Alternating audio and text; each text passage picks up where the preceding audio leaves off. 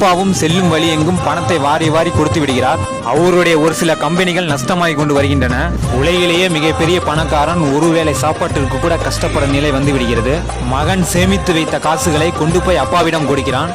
அப்போது அந்த பணக்காரன் ஒரு விஷயம் நன்றாக புரிந்து கொள்கிறார். தனக்கு மிஞ்சியதுதான் தானமும் தர்மமும் என்ற பழமொழிக்கு ஏற்ப தனக்கு தேவையான பணத்தை சேமிக்க தவறிவிட்ட பணக்காரன் சேமிப்பு என்பது தன் மகன் நன்றாக கற்றுக் கொடுத்து விட்டான் என்று புரிந்து கொண்ட பணக்காரன் ஆனால் நடந்தது என்ன என்பது தெரியுமா? அடுத்த நாள் ஆங்கில செய்தித்தாளில் முதல் பக்கத்தில் இவரை பற்றி ஒரு புகைப்படம் ஒன்று வெளியாகிறது. இதை பார்த்த கோடிக்கணக்கான மக்கள் அவர் பிறருக்கு செய்த உதவி அவருக்கே தேடி மீண்டும் வந்து விடுகிறது. அவர் மீண்டும் பணக்காரனாக மாறிவிடுகிறார். காரணம் என்னவென்று தெரியுமா?